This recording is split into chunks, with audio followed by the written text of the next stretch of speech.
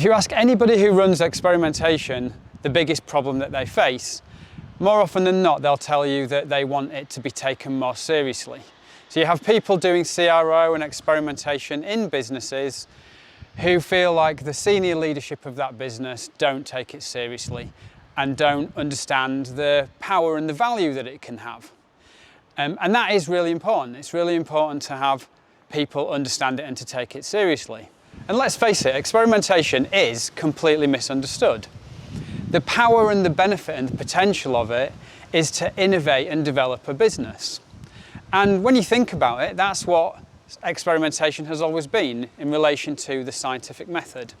If you think about spaceflight, medicine, anything great that's happened in the history of modern civilization, this has all happened as a result of the careful application of the scientific method. And that's what business should be doing. Businesses should be using the scientific method to innovate their business.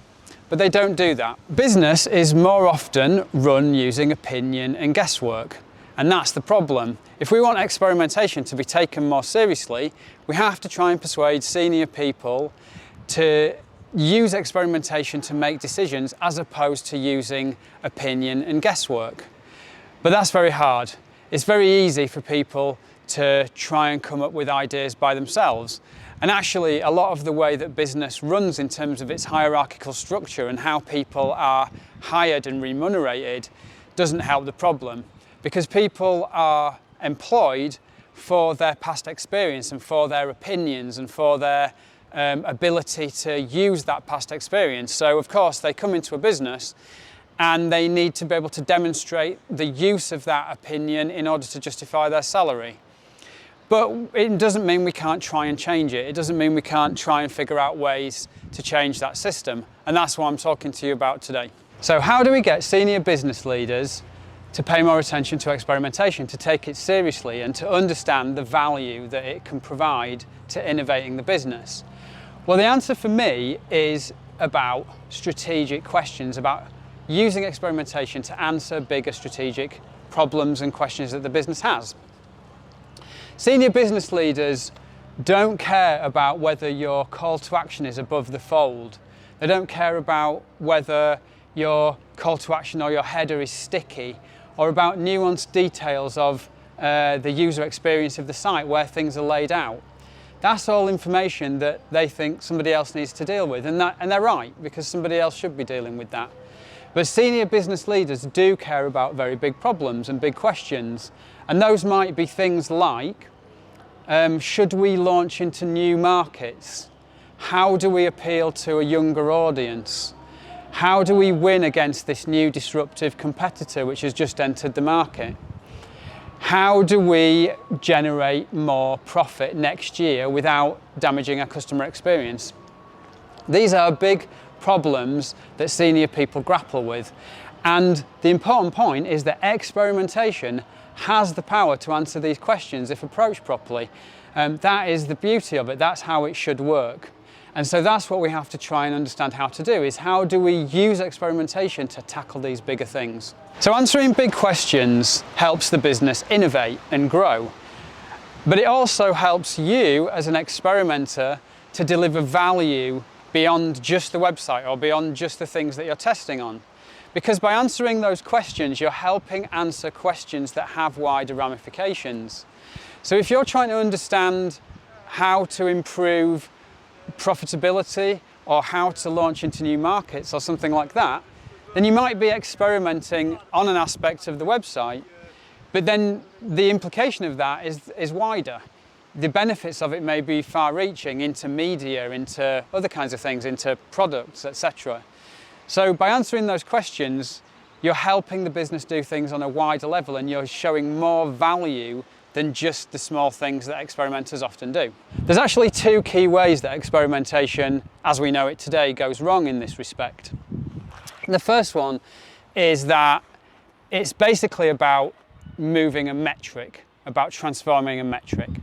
So that might be about increasing conversion rate, or it could be a bit deeper than that. It could be about increasing revenue, or if you're really advanced, you might be trying to increase profitability.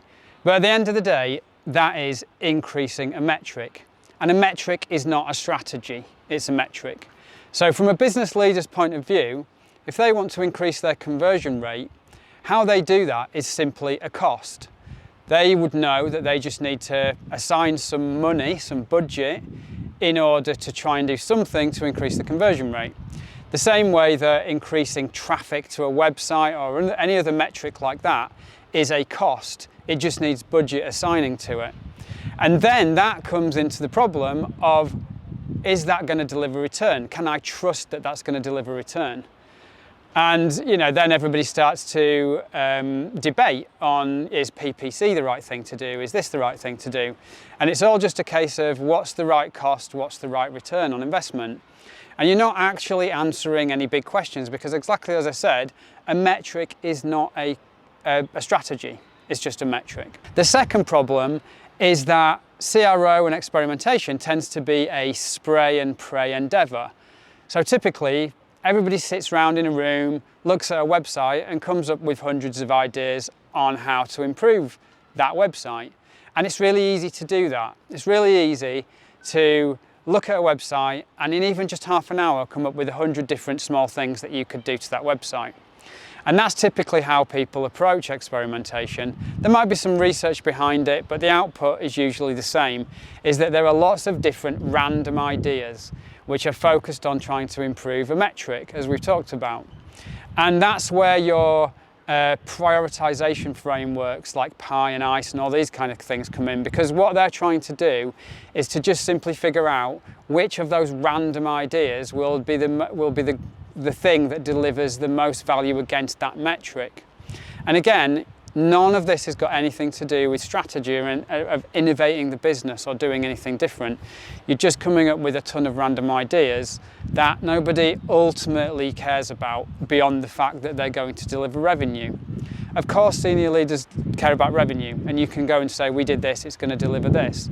But it's ultimately not as interesting as other big things that move the business, that pivot the business, and that change the way the business is running. And that's what we're trying to do. We're trying to get to the point where experimentation can support those bigger, more interesting things. In order for experimentation to play a bigger role in business innovation and business strategy, we need to think about what experimentation is, and how it works, and how it operates within the business. If we go back to what CRO is and the way CRO usually works, really it's an after the fact thing. You have a product development roadmap or an engineering roadmap, and most of that is coming from opinion and guesswork. So most of what goes into the development roadmap for anything to do with engineering, website or anything is coming from a set of ideas that people just conjure up from their heads. And then CRO is something that usually slots into the bottom of that. You have a small team or an individual person coming up with small UX ideas and trying to get that product or engineering team to deliver them in amongst all the other stuff that they're doing. And that's typically what CRO is. And it doesn't really make sense, because if you think what experimentation is simply testing your ideas and learning from them and trying to drive innovation. Why would you do anything that was not that? Why would you have some ideas that you just came up with? So we move on from CRO to what is experimentation, what experimentation should be. And experimentation really should work by being something that drives all of those ideas. So rather than there being lots of stuff that people came up with based on opinion, then you've got experimentation driving that. And experimentation should be doing that on multiple layers. You should be using experimentation to drive minimum viable product ideas that then get bigger, that then become fully fledged features. However, even in this layer, experimentation is still something which is just focused on product engineering. It's just focused on a website or a product or something like that. And of course, a business is a wider thing than just that. A business is a wider set of operations and ways of doing things, and that's what we want to try and focus on. So the utopia, the third vision, is that actually you use experimentation to help a business become more scientific. And how that works is really the same sort of setup, but instead of just driving a product engineering roadmap, you're actually driving the innovation of the business, the ideas that drive the business as a whole, things that are going to impact a wider set of ways of doing things, products, services, the way people operate, than just engineering. And that's what experimentation should be aimed at. That's what we're trying to deliver. Now, one of the most important ways we can achieve that is by looking at science itself. Ultimately, what we're trying to do is replicate the scientific method and the scientific approach in a business context. And that's not just about how you run controlled experiments. In fact, it's a lot more than that. And experimentation itself, in terms of A/B testing or whatever you want to call it, is actually just one part of a bigger method and approach. One of the most important things to look at is the way science deals with theory and law. A really great example of this is the law of gravity. An apple always falls straight down from a tree. Why is that? It's because of the law of gravity. That is a scientific law that can be verified through experiment. But the theory of gravity is a bigger set of ideas and a theory about why that happens, and importantly, what you might do with that information, what else you could do with that information. And there's this interplay between law and theory which allows scientific discovery to develop and to grow. And this is easily translatable into business language, because a theory is a business strategy. A business strategy is really a theory, is really an understanding of how the business should be growing, of how it should be moving, of things that you should be doing in order to win against the competition. And a law, like a scientific law, is really customer behavior. When you run experiments, you are learning things, real things about customer behavior and how customers will interact with certain things in a binary sense. And those two things can interplay in exactly the same way that they do in science. You can have a theory about the business that you can then validate through experiments that tell you whether or not that is how customers are going to behave against your theory. That in turn can then either change or develop or advance the theory, and so on and so forth. So that's what we're trying to replicate. You're trying to basically get to a place where experimentation is directly supporting theory and vice versa. And that is achievable with how we approach experimentation. So here's a concrete example. Let's imagine that we understand the business strategy, the big questions that our senior leadership team have in the business. And one of those, the biggest one, is how do we appeal to a younger audience? Now, this is actually a real problem that a client of mine has that I won't mention, but this is a real problem that they have. They want their brand to resonate with a younger audience for lots of different reasons. But how to do that is the big strategic question, the big problem in the business. How do you do it? And the things they've tried have not necessarily worked, because their brand is very well established and well known with a particular audience. So we want to try and help them understand that, how to do that. And already you can see, if you're able to answer that sort of a question, you suddenly put yourself in a much deeper place within the business than just fiddling around with UX. So how do we do that? Well, the first thing is to use critical thinking to break that down into what are called strategic hypotheses. So these are big, broad hypotheses of how you might achieve that. Number one, we could achieve that by changing the product portfolio. Perhaps younger customers don't want to buy this brand because the products they sell are not things that they're interested in. And the answer to that would be to change the product portfolio, to change what you sell. Number two, it could just be about the targeting. Perhaps it's not the products themselves, and anybody would be interested in those products, but the way marketing and branding has worked in the past has targeted an older audience, and you need to shift that direction. So from here, we can work out functional hypotheses. And you see here the difference between a strategic hypothesis and a functional hypothesis. These are starting to work out experiments that we can run that ladder back up to this big strategic question. We're trying to answer a strategic question by discovering information and fact through experimentation. For example, if we want to change the product portfolio, we could come up with functional hypotheses. For example, I might just need to merchandise different products in marketing. So it might just be about on the home page of my website, on emails that I send out, on advertising content, whether that's in a site or outside, what are the products that I'm leading with. And all that's needed is to change those products.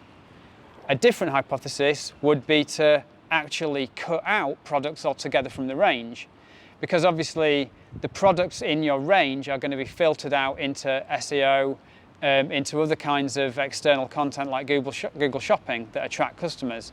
So perhaps you need to completely cut out the ranges of products that you know are unattractive to the people you're trying to attract. If we're looking at targeting, which is the other strategic hypothesis, there's a couple of other ideas there. Perhaps we need to restrict advertising to only channels where we can laser target those people. So, and by doing that, we can target on age range and make sure that targeted advertising is being delivered to the people that we care about. And maybe that is what is required. Maybe that's all that's needed in order to attract a younger audience. Another idea there would be that it's actually to modify the messaging, modify the creative of the messaging that we're sending out. And so rather than talking about things in a certain way, we talk about them in a way that would appeal to a younger audience. And from there you can come up with concrete experiments, actual individual experiments, which may be multiple and manifold. And I'm not going to go through what those would be, but ultimately you're then coming up with experiments that are based on these themes, which ladder back to this big strategic question. And hopefully you can see how different this is to coming up with a whole load of random ideas and trying to prioritize them based on what will deliver the greatest revenue. And I'm not saying that's not important. You can still do that, and actually strategic ideas can come from those ideas. But if that's all you're doing, then you're not answering these bigger questions. So hopefully this shows a framework for how you can start to guide your experimentation and guide your ideas based on things that senior people are going to be more interested in. And this is a better way to try and increase people's respect for experimentation than just saying, you know, they need to buy into it or they need to believe in it. Because you've got to think about what these people actually want and what they value and what their role is as well. And their role is to innovate the business. We all want experimentation to be taken more seriously. That's what a lot of people are going to be talking about at this conference. If you want to do that, then you need to help the business innovate, and you need to do the things that senior people care about. Hopefully I've shown you that today, but if I leave you with two things. One, it's about trying to replicate the scientific method. And the scientific method is not just a method, it's a method that delivers against a vision. Somebody didn't accidentally discover how to get into space by testing a lot of random different things. They had a vision for getting into space. And that is what a business strategy is. A business strategy is a vision for the business. And experimentation and the method that goes with it can help achieve that. But you have to start out with the vision.